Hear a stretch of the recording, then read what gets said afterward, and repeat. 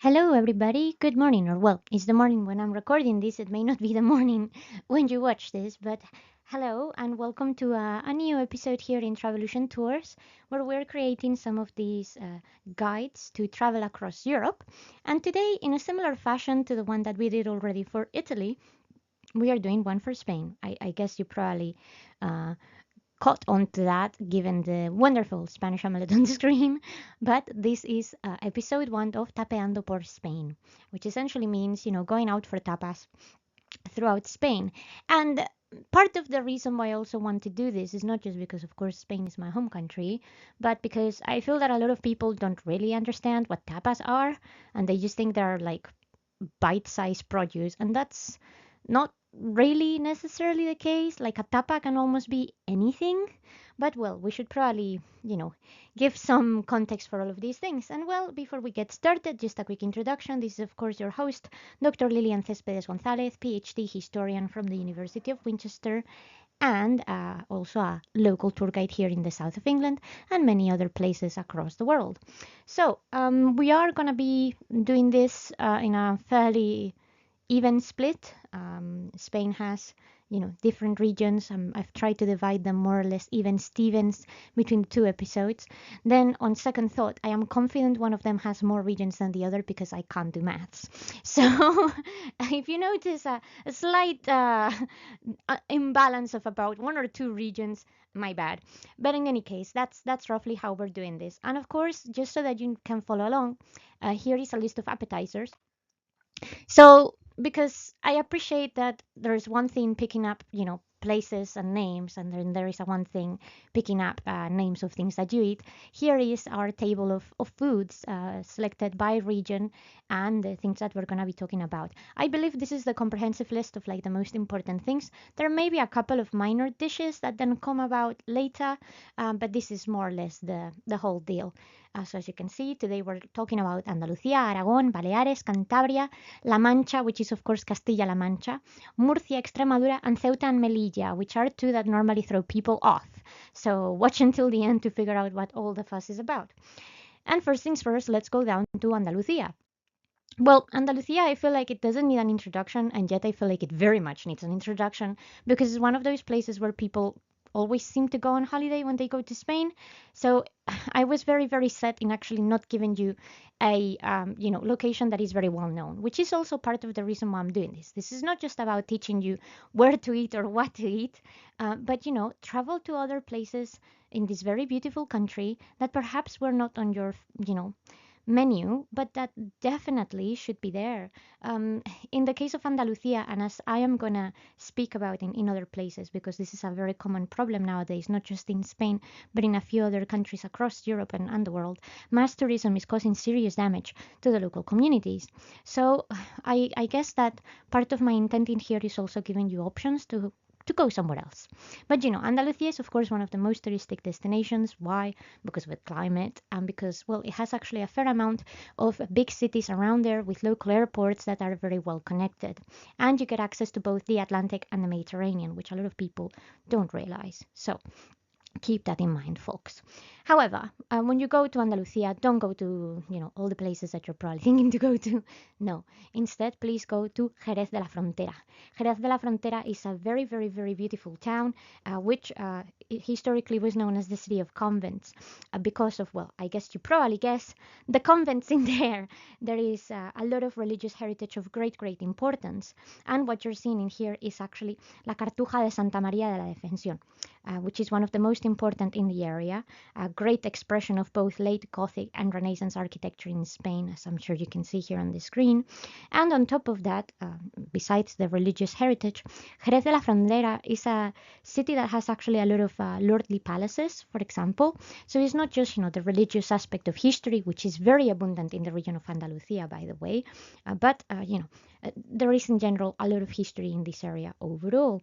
Well, besides that, I would very much recommend that you go and visit a few places that are of local historical importance, like, the building that contains this is the Archaeological Museum, which actually has Corinthian remains from the city. So then you can explore part of Spanish culture and history that maybe is not necessarily what you think about when you think about Spain. And well, of course, the area of Jerez de la Frontera is very famous for one thing that we're going to be speaking about in just a moment, which is wine. But there is a lot of historical vineyards and wineries in the area, bodegas, as we would call them in Spanish. So if you are into that kind of stuff, definitely try to do tourism, as we call it, wine tourism here, which although it is an important area, I don't think it is as well trotted as, for example, the Riviera de Duero, for example, and places like that. Well, let's talk about what you eat when you are in this area of Andalusia, although you can find them elsewhere, of course. The two icons of the region that I would very much encourage you to eat are tocino de cielo and Jerez wine. So starting with tocino de cielo, this is something that is done with caramelized egg yolk, sugar, and that's pretty much it as far as I'm concerned. There may be some variants, but it's been created in the area of Jerez since the Middle Ages, allegedly in the convent of the Holy Spirit. I say allegedly because with so many convents, there is always competition to have sweets. And in fact, we know that the tradition of the Middle Ages for many monastic institutions is actually to make money from their bakery and from, this service that they can provide to the public. So we often find this, was it this convent, this monk or this nun that created this? It's a big deal, folks. Well, I personally find tocino de cielo a bit too sweet for my liking. It is quite potent, so don't underestimate it. But it's a very common, delicacy of the area. And then, of course, then you have vino de Jerez, which in English we call sherry. But I am here to tell you that what most people think about when they think of sherry is only a teeny tiny fraction of what Jerez wine actually is. And from this moment on, please, please, please, if you can, actually, call it what it is. Well, so I guess the first thing to consider is that this type of wine has been produced in the area of Jerez, in this part of Andalusia, since the Phoenicians. We reckon roughly since the year 1100 before Christ or before Common Era, give or take. Um, what is special about it? Well, it's not just the production, it's the type of grape, but the beautiful thing about Jerez wine or sherry is the fact that there's actually many different types and many different variants. I think a lot of people, when they think of Jerez, they think of like a strong fortified red wine, when actually there is green Jerez, there is lighter Jerez, there is more crispy, there is sweeter. There is a whole new world out there. So if you go out there and you truly want to engage, make sure that you go beyond what you think Jerez wine is, because it's not until you actually do that that you will truly understand why this is so important for the locals. It's been producing money for the people for a very long time. I mean, the one that you have here on the screen, Pedro Ximénez, is a very, very common type of Jerez. There is another very famous that comes from this part of Spain, Tío Pepe, and in fact, I believe the bodegas can be visited. So, expand your horizons if you're into the wine cultures to understand the locals. And finally, if you're around and you want to actually go for some quote unquote tapas, then let's have some berza jerezana. This is literally peasant food, which is done with legumes, meat, and that actually has a strong connection with Calais culture, with Gitano culture in Spain. The Calais community are our Roma community that have been in Spain since the late 18th, early 19th century, particularly in the south of Spain, most likely related with the increasing problems of slavery amongst Roma people in the area of Romania, Wallachia, and later on Moldavia. So it is actually a very important aspect of our community in Andalusia because, well, there has always been a bit of a misunderstanding, I guess, about what Calais culture is, about what Gitano culture is like. And by the way, in Spanish, if you're using the word Gitano, then please use the word Gitano as it is. Don't transform it into Gypsy in English because they actually mean slightly different things. Our Calais culture, our Gitanos, have reclaimed the word for themselves. They are happy to call themselves Gitanos or Calais or Roma. And it's not necessarily done from a despective way. Some people use it that way, of course, just to kind of criticize the whole culture, but this is actually, how the community is trying to portray themselves moving forward. Well, I appreciate Calais culture is normally associated with flamenco, but actually there is an insane amount of food and other cultural items that are part not just of the region of Andalusia, but Spain overall, that if you want to really get the most out of it, you should be engaging to. And now let me tell you about the idea of tapas. So you'd be thinking of this and you're thinking, but Lily, this is a stew. This is not a tapa. Well, let me tell you, my friends. A tapa in reality is not one single shape or form of food.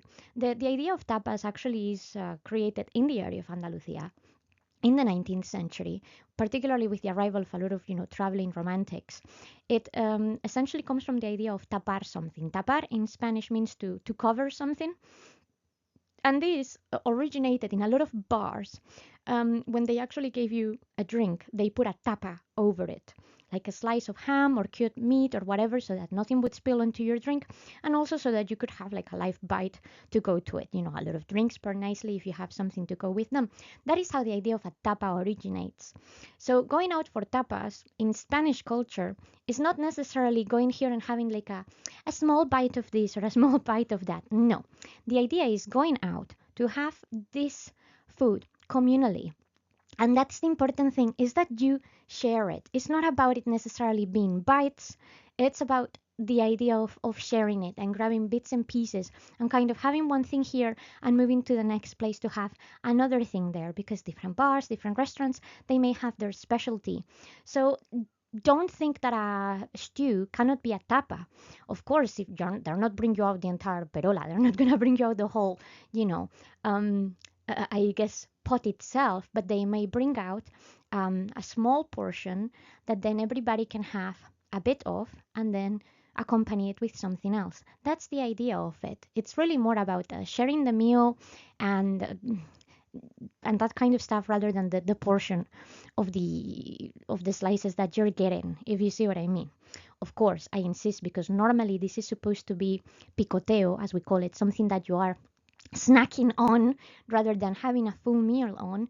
You wouldn't necessarily have, the same kind of portion that you would if you're having a full sit down meal.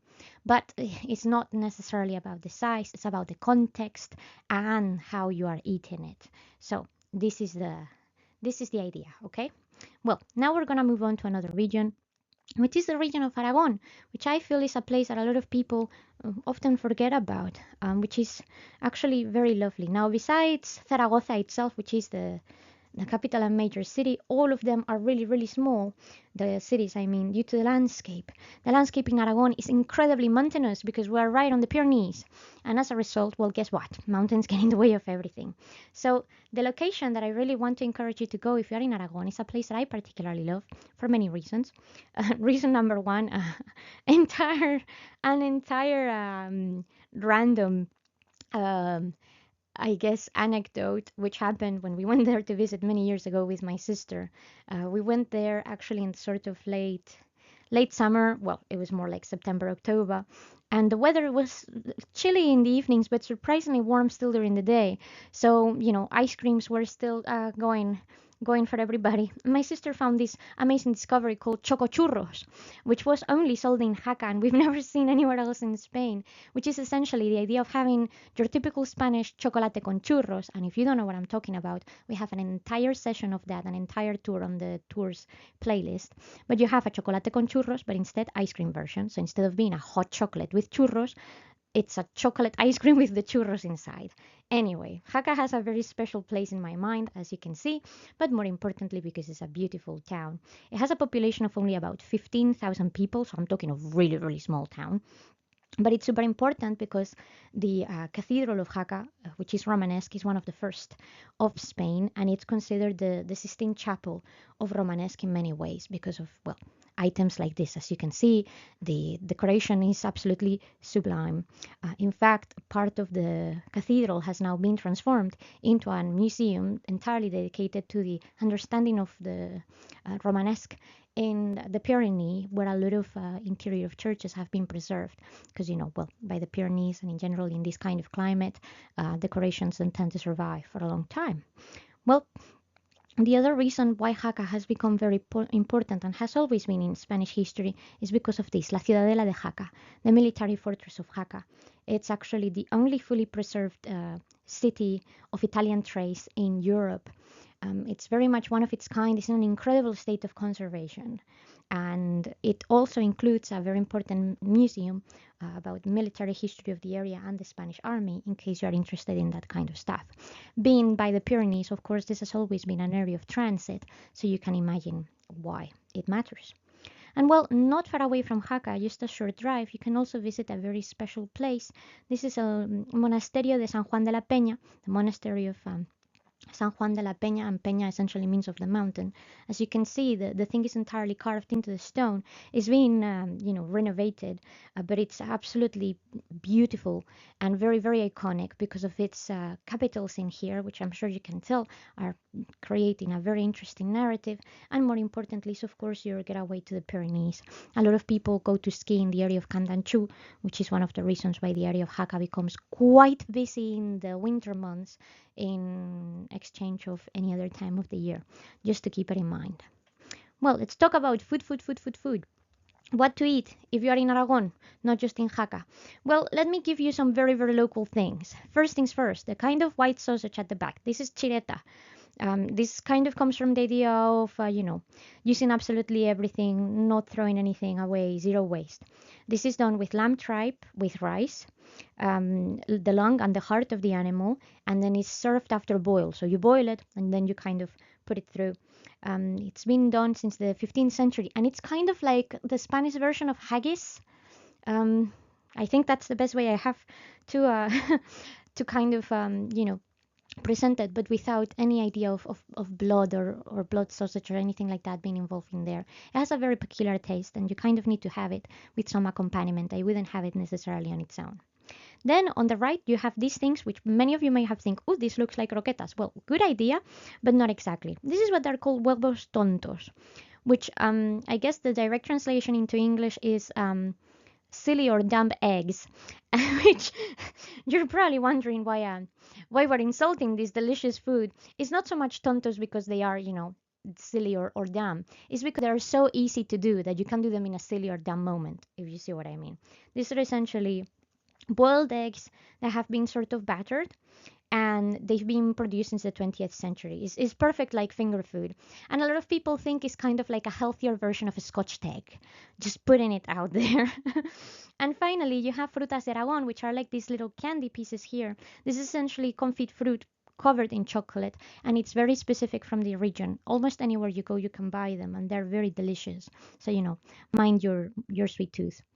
Well, let's talk about then the region of Baleares. This is one of the archipelagos that are in the Spanish territory. This is, of course, the one in the Mediterranean, Las Islas Baleares, which is the one place where I'm going to tell you do not go. Yes, I know it seems a bit counterintuitive, but please don't go. This is a place that is so infested by the damage of mass tourism. The locals can't afford to live in there, to the point that it's not just the fact that they cannot afford to live in there. We're having a bit of an economic crisis from the point of view of work, because we need people to go there to work because of the insane amount of tourism that it has.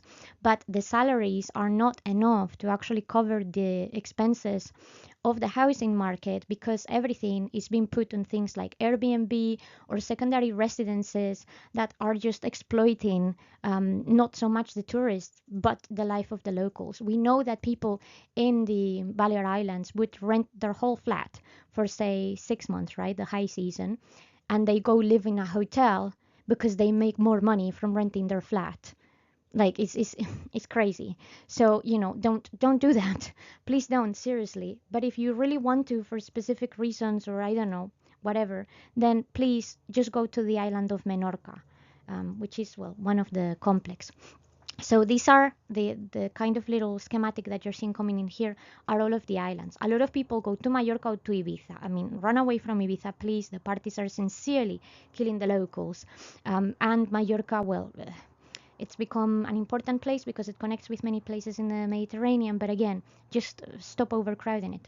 So go to Menorca instead. Menorca is a much quieter island, much smaller, but it has something quite special, which a lot of people go to see, which is this. This is the Tayolika culture, which is now UNESCO heritage, and it's the prehistoric legacy of the people of the Balear Islands. And I'm talking of the original people of the Balear Islands. We think this was developed between the Bronze and Iron Age until the Romans arrived.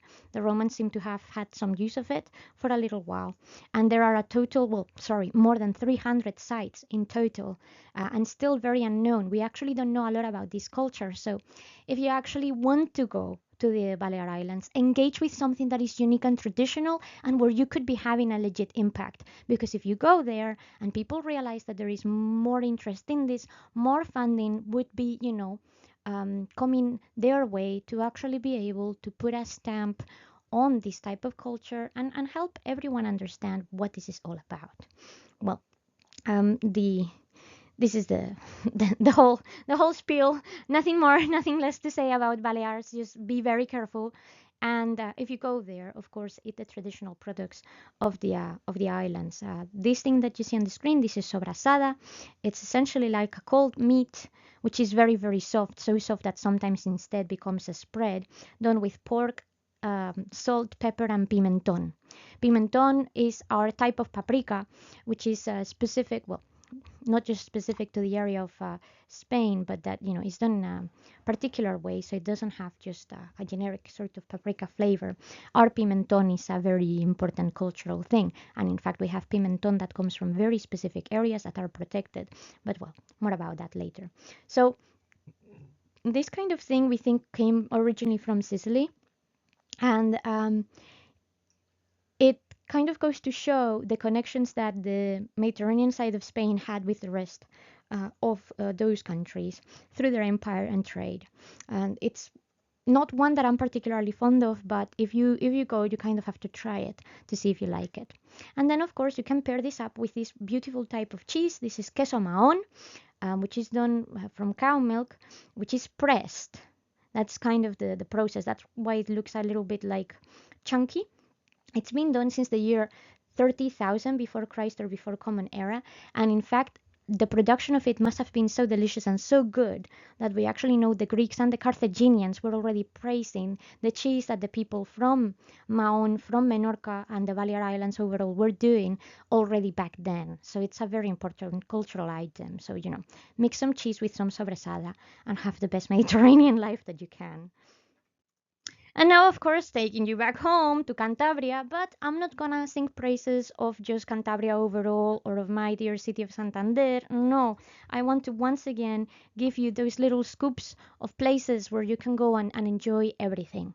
Now, the best thing about Cantabria and what I always recommend to people is that Cantabria is, well, in tourism advertisements for many years, Cantabria claimed to be paradise because we have all the wonderful things in nature in one place, plus amazing food and cities as well if that's what you want to see. So between the mountains and the sea, you can literally get from one to another in less than 50 minutes tops, which is quite amazing and not something you can necessarily do in all the places in Spain. Now, the place that I really want to invite you to go is a place that I love. Always since I was a little child, I've been going there very, very often. And I also love it because it's a town that has a lot of legends. But first of all, let me show you how truly beautiful it is. The views are from the top of the castle, by the way. So this is San Vicente de la Barquera, which is near the natural environment of the beach of Ollambre, which is a protected area with natural use and a very important biosphere. The town itself has a literally population of 4,000 inhabitants, so we're talking of a very small town, and it's only about 58 kilometers from Santander. So literally you can go back and forth in like half an hour, 40 minutes, something like that. Well, it was a very, very important maritime town during the Middle Ages. This was one of the many villas costeras, the coastal towns for Castile and the Navy during that time. And besides the medieval times, it's not really had all that much impact because, well, at the end of the day, it's a small town full of fishermen and little more. As you can see, this is part of the view of the port itself, which is actually very nice. The town itself is divided into different areas, the village, the port, and then the area of the castle and the citadel, which is what you see up here. And Well, it's genuinely charming because although it has modern constructions, it still has a lot of Gothic vibes, the beautiful views of the area, and this is also known as the door of the pilgrims because San Vicente de la Barquera is on its way to Camino del Santiago, and as a result, well, the path of St. James, El Camino, actually goes through here all the way to Galicia. And it's also part of our own very pilgrimage in Cantabria that takes you to Santo Toribio de Liébana in the area of Potes, a little bit further up from Potes overall. So as you can see, it's very important for our people culturally and religiously throughout. Well, it's also important because of this little animal that you've just seen coming up into the screen, which yes, looks a lot like a dragon because may or may not be indeed a dragon. This is El Cuélebre, or culebre, depending of which sort of version of the name you're going with, the Asturias or the Cantabrian. We can have, a little bit of a debate on that one. But one of the reasons why this is an important place in the Camino de Santiago and what have you not is because supposedly the famous apostle stopped here on his way um, because of this dragon, of this culebre. Well, El Culebre was supposed to be this kind of monster that ate you know, damsels that were sacrificed to them to keep the town happy. So St. James obviously arrived here, heard the story, thought this was unbearable, and went to fight the dragon himself. But he didn't completely defeat him. Well, it depends what version of the story you're trying to ascertain or agree with. If you are following the true version, well, Santiago doesn't completely kill the dragon, but defeats him and harms him so bad that the beast had no choice but to retreat to the deep caverns where he lives in the cliffs and where he most likely died afterwards from mortal wounds. And in fact, a lot of people come here looking for the very cave where this takes place, which is there nearby the cliffs because supposedly, allegedly, the mark of the horse that St. James used to climb up here and that used to fight the dragon is still there. So you can see the shape of the shoe horses technically in there. I don't think I recall seeing them anytime that I've been there, but legends are legends, and the rest of Spain doesn't have a dragon, so I think we win. That's not the point of this story, but that's pretty cool and important. Well, of course, when you're here, you need to eat typical Cantabrian products. We don't really have specific, I guess, products from each village. We may have variants of typical ones from Cantabria since we're quite a small region. So, of course, because you're in a maritime town, you must eat seafood, and the typical seafood, particularly if you want to do this for tapas when you go out in Spain, is rabas, which a lot of people make the mistake to compare with calamares fritos, with fried calamari from the central areas or south of Spain. And let me tell you, as a born bred through Cantabrian person, don't say that to a Cantabrian person if you don't want to get kicked out of the eating place. Rabas are indeed done with calamari, but not just calamari. You see, in the Cantabrian Sea, where I'm from, we have different types of calamari. We have different types of general, animals that we use for this. We can also do them from cuttlefish, sometimes from sepia, etc. And all of them taste differently. So don't you dare saying that it's just fried calamari because it's not. There is a whole culture and a whole tradition of knowing the flavor and the taste of whether it's a magano or a calamar or indeed a little cute cuttlefish. So this is a very important thing, and this is how you must eat it. And if you really want to get the one with the best flavor, I suggest that you try the rejos, which are essentially the bottom tail of the creature and have a little bit more bite and crisp. But that's just my preference. And then, of course, sweetness, because sweetness. In Cantabria, we have a lot of calorific items because we're by the mountains and the sea, and it gets cold and it rains. So on the left, you have quesada, which is a thing that I grew up with my whole life. This is kind of like a Cantabrian version of a baked cheesecake. And again, if you don't know what this may be or you want further details or even to find out how to make it, we have already here in the channel in the complete tours and culinary experiences section a dedicated tour to do this. And on the other side you have a sobao, which is a very peculiar thing from Cantabria. A lot of people try to I guess compare it to a Victoria sponge. No way. A Victoria sponge would not compare in a million years to a sobao. I think the volume of butter that is into a sobao probably outweighs in a Victoria sponge. But again, this is kind of like the sort of stuff you would have for breakfast. It's a bun essentially, like halfway through between a bread and a cake that you have to get a lot of energy to then go to the field or to the sea. And it's a very important cultural item because, again, these two are done in this very specific way only in Cantabria, and they are part of our traditional way of life, which is very much all about the land. So, try them. Almost every other town have their own factory or their specific recipe that they prefer. Just whatever you buy, make sure that it's legit ones from either artisans, farms, or whatever, and not the ones from a supermarket. Don't go to Mercadona and buy one. Not that it's not gonna be good, it's just not the same. And of course, you're feeding a big corporate rather than the locals, which is what we're trying to do. Well, let's go now to Castilla-La Mancha, where I also spent some time living. Um, doesn't necessarily come in second place in that sense, but it's a very different kind of region. As you can see, it occupies a large portion of the central plains of Spain, and it's the land of Quixote, wines, and olives. And in fact, if you may recall, there is already a set of traveling through Spain sections that I already did for our travel guides, where I give you other places here within Castilla-La Mancha in a bit more depth. But the place to go in Castilla-La Mancha is Toledo. Of course. Now, Toledo was the historical capital of Spain during Visigothic times. It's a very beautiful city, um, you know, near Madrid, very accessible by train, and it's a UNESCO town with old city gates, a lot of religious buildings, the Alcázar, which is the fortified palace, etc. It's very, very beautiful, but it's also very well known for a few things that we're gonna start seeing celebrating recently, which are, of course, all of the religious parades that happen in Spain throughout the year. And the first one, which is of particularly importance in Toledo, is not necessarily Easter, but the Corpus Christi. Now, the Corpus Christi, which always is celebrated sort of between May and June, depending on when Easter falls, it's a very important celebration for the city. As you can see, everything gets dressed. The parade is absolutely epic. I have not seen many other religious parades besides perhaps Easter in Andalusia that compare to this. It's very special for the locals, and even if you don't care about the religious importance of it all, from a cultural perspective, it's a clear highlight of the city of Toledo.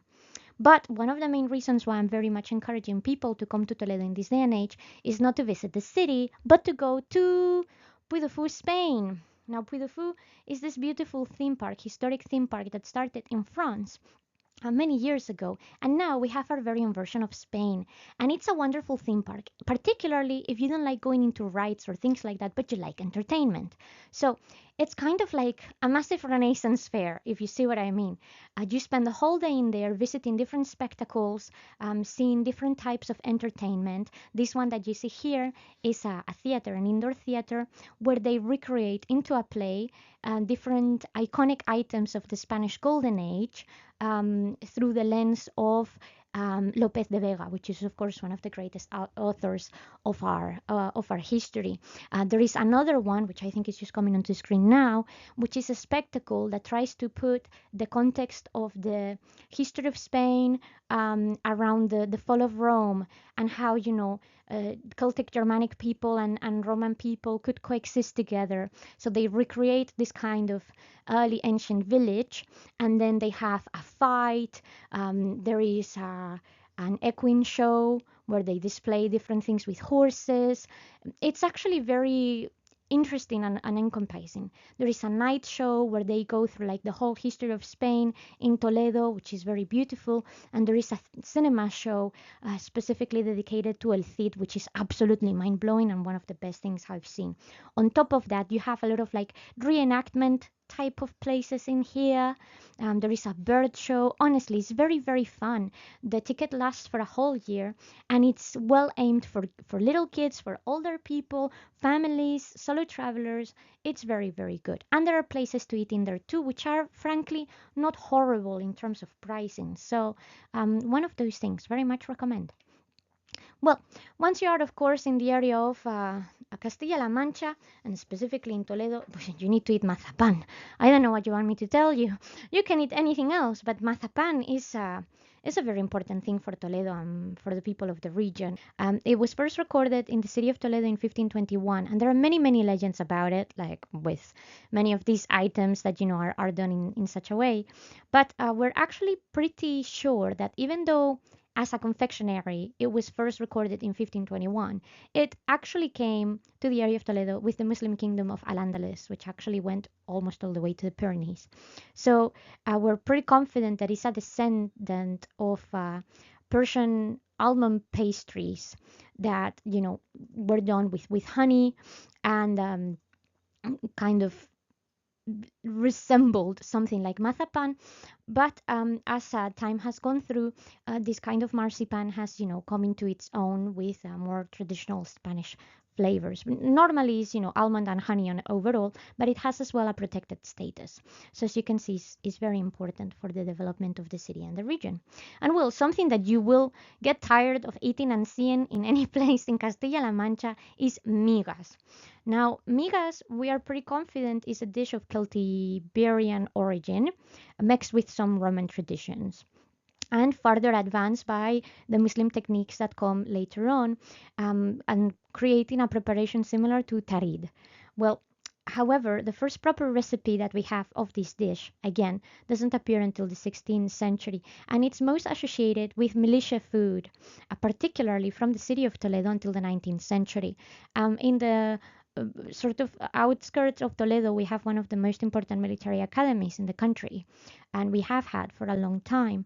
So it seems that this was kind of the sort of food that they gave to the troops because it's quite starchy, as you can see, and it has calorific high content with its chorizo and what have you not. So it's very, very significant to the area. And in case you're wondering what it's like, it's it's kind of like cooked breadcrumbs. Sometimes it's a bit more solid. It has perhaps more like a feeling like a very grainy couscous for some people. It's a very specific thing that you need to kind of try and give it a go on its own. I would not recommend though that you have migas with mazapan on the same meal. It may be a bit too intense for your stomach. Just putting it out there. Well, let's now go a bit further down to the region of Murcia, which again, you have a bit more in depth in Murcia in the previous lecture about traveling through Spain that I put on our channel. But, Murcia is very important, particularly when we talk about food in Spain, because it's one of the largest producers of fresh food in the country and actually in Europe. And precisely because of that, I would like you to go to the area of Alcantarilla. Again, Alcantarilla is a very small town of about 43,000 inhabitants. It's quite quaint, but it's mostly important because of this. This is the area dedicated to El Museo de la Huerta. Essentially,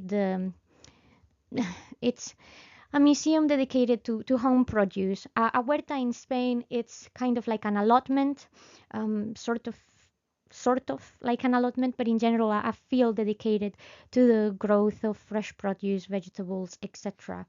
So I guess a mix between an allotment and a vegetable garden. And it is the very first kind of its kind of, I guess, model in Spain, very innovative. It is dedicated to agriculture, anthropology, ethnography, general a way of life for this region, because a lot of people from the area of Murcia actually have lived in the fields their whole life, and this is what their whole economy is based on. So it's very important to kind of understand these green spaces that are created not necessarily just by nature, but by the gardens that man has created to feed itself. It's very, very, very important overall. And well, this takes us to something that you should eat in the area of Murcia, which is this. This is zarangollo. Now, zarangollo is a classic huerta recipe, which is done with like scrambled eggs, onion, courgette, and sometimes potatoes. Scrambled eggs in Spain are very, very, very common. We call them normally revuelto or sartenada. And revuelto is literally like scrambled. And a sartenada normally has patatas or other more consistent items that you do in a sartén. It's kind of the idea of you fill the whole sartén, which is a skillet, with food, and you fry it together with the egg, which produces, an important amount of protein, and then you mix it with everything else. But this is very, very specific from the area of Murcia, alongside with this very peculiar dessert, which are paparajotes. Whoever you ask in Murcia, you need to try paparajotes, which, as I'm sure you're noticing, has leaves in it. And indeed, this is essentially the lemon tree leaf that has been battered in flour, milk, and egg yolk, or, well, in general, eggs beaten, and then it's been fried and covered in sugar and cinnamon. And you're probably wondering, can you eat that leaf? Yes, yes, you can. It's edible and has been important for the region since the arrival of the Muslim kingdoms. So as you can see, interesting flavors, different combinations, but very, very um, worth the while. I genuinely cannot emphasize this more. If you go to Murcia, you must eat fresh. Otherwise, you're missing the entire point of this region. Well, let's now go to the opposite extreme of the peninsula, which is, of course, La Comunidad Autónoma de Extremadura, where everything that has to do with Iberico produce comes from, essentially. And in order to understand this area a bit better, I recommend you go to Plasencia. Plasencia is actually a very lovely area because it has access to a lot of natural heritage, which is important because it has shaped the essence of Spanish cuisine ever since then. So although the city itself is also very beautiful, it has some lovely churches, city walls, and overall, historical background, the most important thing that you can do when you come to Plasencia is go out in nature. In here you can see different types of landscapes. The one that you have in front of us now is el Parque Nacional de Monfragüe, which is a kind of sanctuary for bird life. It is actually already well known by the time the Romans arrived to Spain. In fact, that's where the name comes from. It's essentially called the Dense Mount. That's what Monfragüe comes to be. But most importantly, from the area of Monfragüe and in general from Plasencia, then you can access this. This is a traditional sort of landscape of La Dehesa. La Dehesa, which is where a lot of the Iberico pigs are, I was going to say created. It's not created, but they are otherwise, fed and born and then developed into this national product. It's a typical acorn forest with fields that kind of follows this general landscape, and that is a general area dedicated for the growth of those pigs. As you know, these pigs are purely fed on acorns, so it's not the same than any other battery farm or anything else that you can see anywhere else in terms of pig breeding, and that's why they are very important in that sense. It's also not just the feed of itself, but Iberico pig is a little bit different. They are kind of like a little bit short and dark in color instead of pinky, so the meat is also different, plus the feeding of the acorn naturally in the forest is what gives it that special flavor, which is very, very important overall. Now, this is actually a big thing for us in Spain because it is pork, not just Iberico pork, but pork that actually starts changing a lot of recipes in the 15th century in Spanish culture, because this was a way of promoting Catholic ideology and pushing away a lot of the Jewish and Muslim heritage, which I'm sure you've noticed a lot of our recipes had. So the area of Extremadura has actually been, incorporating an iconic item of our culture since the 15th century that was, well, also a piece of political propaganda. And nowadays it's so ingrained in Spanish heritage that it's kind of impossible to discern one from the other. Well, here you have a couple of local important things. The first thing that you see on the right is a patatera. A patatera is kind of this type of pork sausage. From the outside looks a little bit like chorizo, but it will surprise you if you go looking for chorizo, because it's done with Iberico pork grease and mashed potatoes. So this is not chorizo at all. And of course, pimentón, our paprika, which is quite particularly produced in the area of Extremadura as well. It's what gives it that red sort of color. The vast majority of things that look red in Spain are so because of pimentón, to be honest. So yeah, it doesn't taste anything like it. Again, difficult to explain kind of flavor. You need to be there and try it. And you can pair it very nicely with a very typical cheese from the area, which is a torta del casar, which is a very famous Spanish cheese from Extremadura. It's milk from sheep.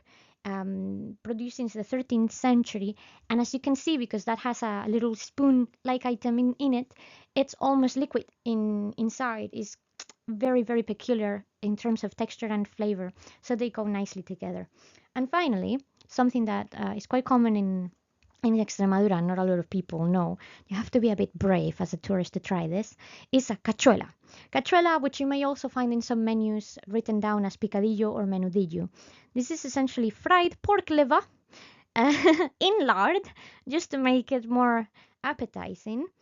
And then it's kind of like, well, sort of completely smashed into a very, very fine paste, and then you kind of spread it overall. So you can normally eat it with bread, I would suggest so, but you don't always find it this way. Sometimes you may just find it as a little sort of dish that you dip the bread into. Again, a very specific flavor, but as you can see, we don't waste anything. It was very important in Spain to not throw any food to waste, because war was a very important element of our history throughout. So you didn't want to end up, without the right resources.